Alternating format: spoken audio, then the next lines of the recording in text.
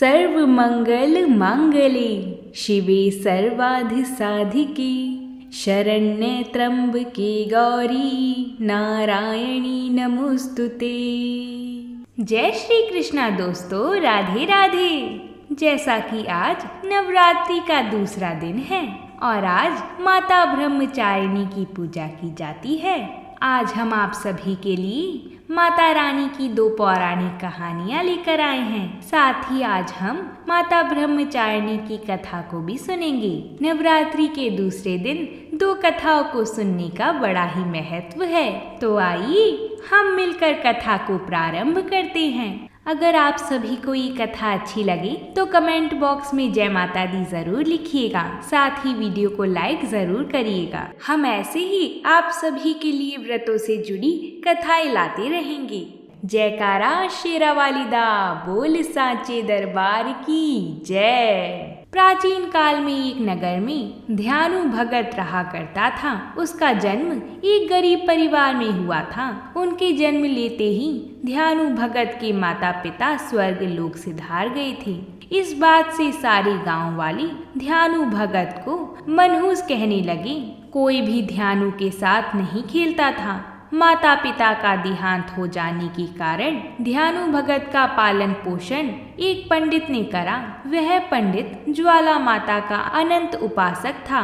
उनकी अनन्य भक्ति का ही परिणाम था जो ज्वाला माँ की कृपा ध्यानु भगत पर इतनी थी। जब ध्यानु पंडित से अपनी माँ के विषय में पूछता तब वह पंडित कहता, तेरी माँ तो साक्षात ज्वाला माता है। पंडित जी की यह बात सुनकर ध्यानु एक बार माता रानी की शरण में बैठ गया और सच्चे मन से माता को पुकारते हुए कहने लगा, हे माता, मेरे बाबा कहते हैं कि आप मेरी जननी हो। यदि यह सच है तो आप मुझसे मिलने क्यों नहीं आती?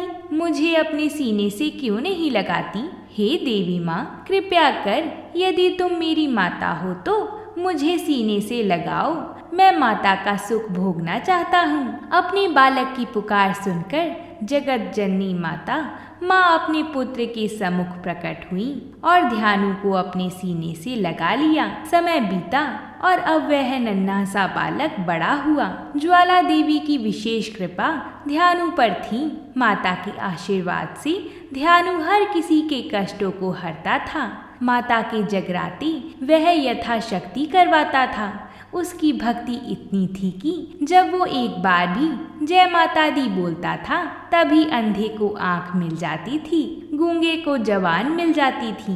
देवी माँ की असीम कृपा से ध्यानु हर किसी के दुखों का निवारण करता था। उसे किसी से भी कोई बैर नहीं था। हर किसी स्त्री में ध्यानु अपनी माता अथवा अपनी बहन के रूप में देखता था। एक बार ध्यानु समस्त गांव वालों के साथ माता ज्वाला देवी के दर्शन के लिए जा रहा था। इतना बड़ दल देखकर वहां के राजा के सैनिक ध्यानु से पूछते हैं, अरे भाई, कहाँ जा रही हो?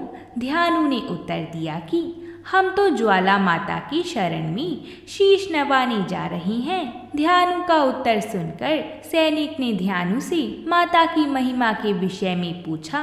तब ध्यानु ने माता को श्रेष्ठ बताया और माता रानी की महिमा सैनिक को सविस्तार सुनाई। सैनिक द्वारा देवी की महिमा सुनकर सैनिक ने सब कुछ अपने राजा को बता दिया। यह सब सुनकर राजा क्रोधित हो उठा। वह सोचने लगा कि मैं ही श्रेष्ठ हूँ। राजा ने ध्यानु को अपने पास बुलाया और अपने आप को माता से श्रेष्ठ बताया। तब ध्यानु ने इसका परिउत्तर करते हुए अति विनम्र भाव से कहा, राजा जी, तुम अपने आप को माता रानी से श्रेष्ठ कैसे कह सकते हो? क्या तुम किसी मृत व्यक्ति को जिंदा कर सकते हो? इतना सुनकर राजा क्रोध से तिलमिला उठा और उसने ध्यानु के घोड़े का शीश काट दिया और माता से शीश जोड़ने के लिए कहा। तब ध्यानु माता से प्रार्थना करने लगा और जब घोड़े का सर नहीं जुड़ा तब ध्यानु ने अपना शीश माता को अर्पण करा। तब माता प्रकट हुई और ध्यानु व घोड़े का सर जोड़ा। जब यह बात राजा ने सुनी तब वह क्रोध से तिलमिला गया और उसने देवी ज्वाला पे तवे ढक दिए, पर वह जोत तवों को चीर कर बाहर आई।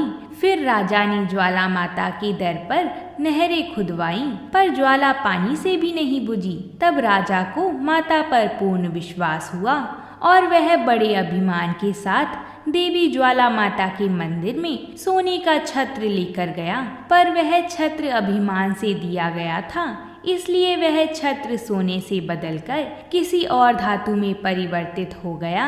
हे माता रानी, जैसे आपने अपने भक्त ध्यानु पर कृपा करी, ऐसी सब पर करना। इस कथा को कहने वाली, सुनने वाली और हुंकार भरने वाली सभी के घर धन धान्य से भरना। प्रेम से बोली जय माता दी। अब हम नवरात्रि के दूसरे दिन की दूसरी कथा को सुनेंगे। दूसरी पौराणिक कथा के अनुसार त्रेता युग की बात है। एक नगर में समुद्र तट पर एक सुंदर गांव था। वहीं एक पंडित जिनका नाम रत्नाकर था, उसी गांव में रहते थे। रत्नाकर शिवजी और माँ आदि शक्ति के बड़े भक्त थे। गांव शहर में रत्नाकर का नाम तो बहुत था, पर कोई संतान नहीं थी। रत्नाकर की पत्नी हमेशा माँ आदि शक्ति से संतान की गुहार लगाती रहती थी। उन्होंने लगातार कई वर्षों तक माँ की पूजा अर्चना की। कई सालों से संतानहीन रत्नाकर की पत्नी की प्रार्थना एक दिन माँ ने सुन ली। वह गर्भवती हुई तो एक रात रत्नाकर के सपने में एक बालिका ने आकर कहा, मैं तुम्हारे घर आ रही हूँ, पर एक शर्त है, मैं जो कुछ करना चाहूँ तो आप रोकेंगे नहीं। पुजारी और सिद्ध पंडित रत्नाकर को यह आभास हो गया कि माँ आदि शक्ति के सत, रज और तम को दिखाने वाली तीन रूप महासरस्वती, महालक्ष्मी और महादुर्गा ने मिलकर ही इस कन्या का रूप लिया है। नियत समय पर इस दिव्य कन्या का जन्म हुआ। रत्नाकर को यह भी पता चल गया था कि यह कन्या माँ आदि शक्ति ने धर्म की रक्षा के लिए प्रकट की है। रत्नाकर उसी भाव से कन्या का लालन पालन करने लगे। तीनों महाशक्ति के मिलन के उस स्वरूप को उन्होंने त्रिकुटा नाम दिया।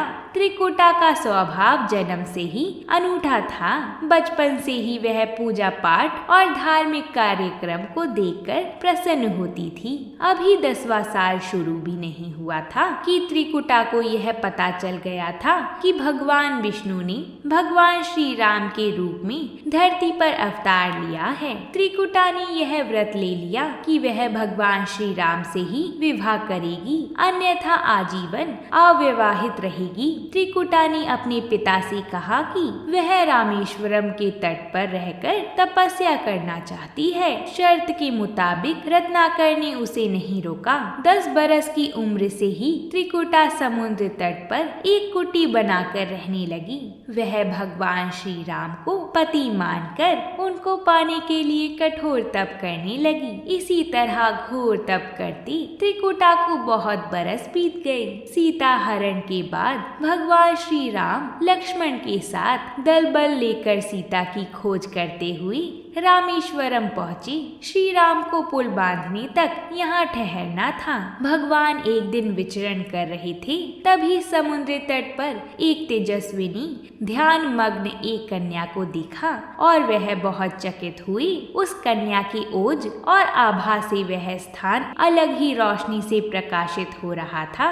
भगवान श्री राम कौतूहलवश उस कन्या के तपोस्थल तक पहुँचे। प्रभु ने उस कन्या से पूछा, तुम कौन हो देवी, और इतनी कम उम्र में इतना कठोर तप क्यों कर रही हो? ऐसी क्या अभिलाषा है जिसके लिए ऐसा घोर तप करने को विवश हो?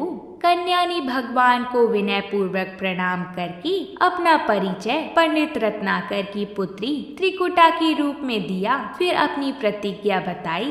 त्रिकुटा जान गई थी कि उनके सामने साक्षात भगवान श्री राम ही खड़े हैं, इसलिए उन्होंने निवेदन किया कि आप मुझे अपनी पत्नी के रूप में स्वीकार कर लें। इस पर भगवान श्री राम ने कहा, यह संभव नहीं है। मैं एक पत्नीक रहने के संकल्प से बंधा हुआ हूँ। अपनी पत्नी के अपहर्ता को दंड देने के लिए यहाँ तक सेना सहित आया हूँ। त्रिकुटा को यह सुनकर आघात पहुँचा। उन्होंने अपने कठोर तप का वास्ता दिया और भगवान से विवाह करने की पुनः याचना की। त्रिकुटा ने कहा, प्रभु, क्या मेरा यह तप व्यर्थ गया? मेरे तप में वह शक्ति नहीं है कि आपको प्राप्त कर सकूं। मेरा तप अभी कम है तो मैं इसे और कठोर करूंगी और तब तक जारी रखूंगी जब तक मेरी अभिलाषा पूरी नहीं हो जाती। भगवान ने कहा, जब मैं सीता का पता लगाकर लौटूंगा तब तुम्हारे पास आऊंगा।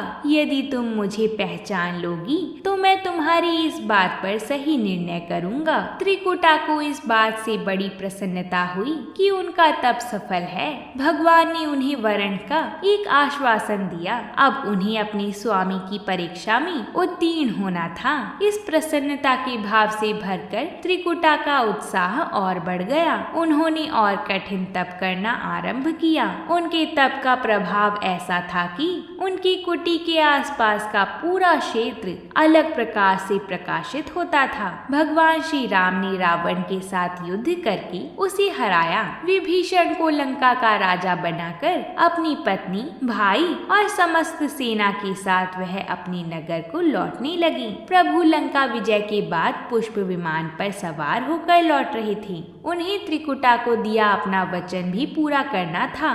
रामेश्वरम के तट पर पहुंचते ही भगवान ने विमान रुकवा दिया। सभी कौतूहल में पड़ गए तो प्रभु ने उन्हें कुछ पल की प्रतीक्षा करने को कहा। उसके बाद वह अकेले ही चल पड़ी। सारी सेना भगवान की आज्ञा के अनुसार ही वहीं ठहरकर उनकी प्रतीक्षा करने लगी। श्री राम ने एक अत्यंत बूढ़े ब्राह्मण का वेश बनाया और देवी त्रिकुटा के पास पहुंची। प्रभु उनके पास कुछ पल रुकी पर त्रिकुटा उन्हें पहचान ही नहीं सकी। भगवान ने उन्हें अवसर दिया पर उनकी लीला को देवी त्रिकुटा भाप ना पाई। तब भगवान श्री राम अपने असली रूप में आ गए। उन्होंने त्रिकुटा से कहा, देवी, मैं आपके दिए वचन के अनुसार आपके पास आया था, परंतु आप इस परीक्षा में सफल ना हो पाई। वैसे भी इस जन्म में सीता से विवाह कर मैंने एक पत्नी व्रत का प्रण लिया है, इसलिए तुम्हारे साथ विवाह तो असंभव ही था। देवी त्रिकुटा कुछ निराश हो गई। भगवान ने उनकी मनोस्थिति समझ ली और मधुर वचन में बोले।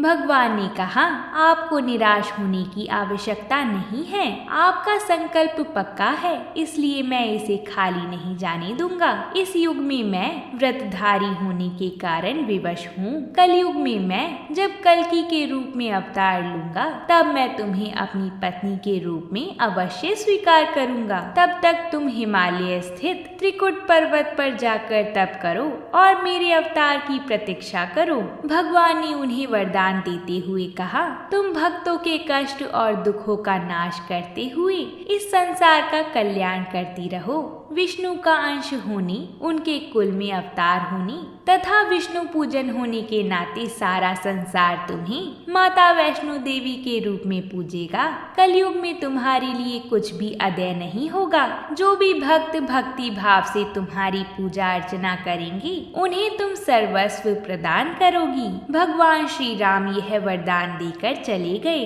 त्रिकुटा श्री राम से मिले। इस वचन से अत्यंत प्रसन्न थी। उन्होंने प्रभु के आदेश अनुसार संसार के कल्याण का संकल्प ले लिया। मार्णिक पर्वत श्रृंखला की 3 पहाड़ों वाले त्रिकुटा पर्वत पर तप के लिए आ गई। वही माता वैष्णो देवी के नाम से विराजमान है। श्री हरि का वरदान होने के कारण वैष्णो माता भक्तों की सभी मनोकामना पूरी करती हैं। इसलिए माता का स्वरूप कुंवारी का है। वह श्री हरि के कल की अवतार की प्रतीक्षा कर रही हैं। माता वैष्णो देवी के श्रद्धा पूर्वक भक्ति के साथ आने वाले भक्तों की सभी मनोकामना अवश्य पूर्ण होती हैं। अब हम नवरात्रि के दूसरे दिन की माता ब्रह्मचारिणी की कथा का श्रवण करेंगे। माँ दुर्गा की नव शक्तियों का दूसरा स्वरूप माँ ब्रह्मचारिणी का है। यहाँ ब्रह्म शब्द का अर्थ तपस्या है। ब्रह्मचारिणी अर्थात तप की चारिणी, तप का आचरण करने वाली। ब्रह्मचारिणी देवी का स्वरूप पूर्ण ज्योतिर्मय एवं अत्यंत भव्य है। इनके दाहिने हाथ में जप की माला एवं बाएं हाथ में कमंडलू रहता है। अपने पूर्व जन्म में जब ये हिमालय के घर में पुत्री रूप में उत्पन्न हुई थी, तब देव ऋषि नारद जी के उपदेश से उन्होंने भगवान शंकर जी को पति रूप में प्राप्त करने के लिए अत्यंत कठिन तपस्या की थी। इसी दुष्कर तपस्या के कारण इन्हें तपचारिणी अर्थात ब्रह्मचारिणी नाम से अभिहित किया गया। 1000 वर्ष उन्होंने केवल फल मूल खाकर व्यतीत किए थे। 100 वर्षों तक केवल शाक पर निर्वाह किया था। कुछ दिनों तक कठिन उपवास रखते हुए खुले आकाश के नीचे वर्षा और धूप के भयानक कष्ट सही इस कठिन तपस्या के पश्चात 3000 वर्षों तक केवल जमीन पर टूटे गिरे हुए बेलपत्रों को खाकर ही वह भगवान शंकर की आराधना करती रहीं। उसके बाद उन्होंने सूखे बेलपत्रों को भी खाना छोड़ दिया था। कई हजार वर्षों तक वह निर्जल और निराहार तपस्या करती रहीं। पत्तों को भी खाना छोड़ देने के कारण उनका एक नाम अपर्णा भी पड़ गया। कई हजार वर्षों की इस कठिन तपस्या के कारण ब्रह्मचारिणी देवी का वह पुनर्जन्म का शरीर एकदम क्षीण हो उठा। वह अत्यंत ही कृशकाय हो गई थी। उनकी यह दशा देखकर उनकी माता मैना अत्यंत दुखी हो उठी थी। उन्होंने उन्हें उस कठिन तपस्या से विरत करने के लिए आवाज दी, उमा अरे इधर आओ। तब से देवी ब्रह्मचारिणी का पूर्व जन्म का नाम एक उमा भी पड़ गया था। उनकी इस तपस्या से तीनों लोकों में हाहाकार मच गया। देवता, ऋषि, सिद्धगण, मुनि सभी ब्रह्मचारिणी देवी की इस तपस्या को अभूतपूर्व पुण्यकृत बताते हुए उनकी सराहना करने लगी। अंत में पितामह ब्रह्मा जी ने आकाशवाणी के द्वारा उन्हें संबोधित करते हुए प्रसन्न स्वरों में कहा, हे देवी, आज तक किसी ने भी ऐसी कठोर तपस्या नहीं की थी। ऐसी तपस्या तुम ही से संभव थी। तुम्हारे इस अलौकिक कृत्य की चारों दिशाओं में सराहना हो रही है। तुम्हारी मनोकामना हर संभव परिपूर्ण होगी। भगवान चंद्रमौली शिव जी तुम्हें पति रूप में प्राप्त होंगे। अब तुम तपस्या से विरत होकर घर लौट जाओ। शीघ्र ही तुम्हारे पिता तुम्हें बुलाने आ रही हैं। माँ दुर्गा जी का यह दूसरा स्वरूप भक्तों और सिद्धों को अनंत फल देने वाला है। इनकी उपासना से मनुष्य में तप, त्याग, वैराग्य, सदाचार, संयम की वृद्धि होती है। जीवन के कठिन संघर्षों में भी उसका मन कर्तव्य पथ से विचलित नहीं होता। माँ ब्रह्मचारिणी देवी की कृपा से उसे सर्वत्र सिद्धि और विजय की प्राप्ति होती है। दुर्गा पूजा के दूसरे दिन इन्हीं के स्वरूप की उपासना की जाती है। इस दिन साधक का मन स्वाधिष्ठान चक्र में स्थित होता है। इस चक्र में अवस्थित मन वाला योगी उनकी कृपा और भक्ति प्राप्त करता है। बोलिए माता ब्रह्मचारिणी की जय। कल हम आप सभी के लिए माता के भक्त श्रीधर की कथा और भैरवनाथ की कथा को सुनाएंगे कि क्यों माता ने ऐसा कहा कि जो भी वैष्णो देवी के दर्शन करने आएगा उसे भैरवनाथ की गुफा में भी दर्शन करने जाना पड़ेगा। कल नवरात्रि के तीसरे दिन पर माता वैष्णो देवी की आगे की कथा जरूर सुनें। और अगर आप सभी ने ये कथा पूरी सुनी है तो कमेंट में जय माता दी जरूर लिखिएगा, जिससे हमें ये पता चलता है कि आप सभी ने कथा को पूरा सुना है। आपका प्यार और हमारा साथ ऐसा ही हमेशा बना रहेगा। और आज 11 बजे दुर्गा सप्तशती का दूसरा अध्याय भी आ जाएगा। आप सभी माता की कृपा से दुर्गा सप्तशती के दूसरे अध्याय का श्रवण जरूर करें। तो प्रेम से बोलिए जय माता दी।